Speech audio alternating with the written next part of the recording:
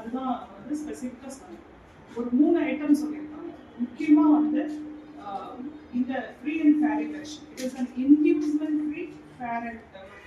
Number 2 வந்து அந்த polling டே அன்னைக்கு உங்களுக்கு அந்த 17C காப்பீஸ் வந்துட்டு அப்படிங்கிறது ஒன்று இருக்கும். அதாவது எலெக்ஷனுக்கு முன்னாடி யாருக்கெல்லாம் போஸ்டல் பேலட் கொடுத்தாங்க, யாரெல்லாம் வந்து ஆப்சென்டி ஓட்டர்ஸ் வந்து சீனியர் சிட்டிசன்ஸ், ஆப்சென்டி ஓட்டர்ஸ் PW, அதாவது பிசிக்கலி சேலஞ்ச், 85 வயசுக்கு மேலே இருக்கிறவங்க, அந்த அவங்களுடைய அந்த மாற்றுத்திறனாளியுடைய தன்மை இருந்ததுன்னா அதுக்கு மேலே இருக்கவங்க, 40 அதுக்கு மேலே இருக்கவங்க, அதாவது எப்ப கொடுக்க சொல்றாங்களோ அன்னைக்கு வந்து நம்ம ரிலீஸ் பண்ணிருக்கோம். So continuous updation of the electoral ரோலும் போயிடுச்சு. So this is second.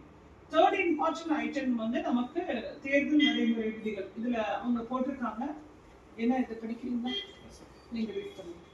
அவமான வாய்ப்பு அளிக்கவும் நடவடிக்கையை உறுதி செய்கிறது. அதாவது MCC வெளிப்படையான நடைமுறைப்படுத்தப்படும் தேர்தல் நடத்தை விதிமுறைகளால் இந்திய தேர்தல் சுமூகமாகவும் வெளிப்படைத்தன்மையும் ஆரோக்கியமாகவும் நடத்திட உதவுகிறது.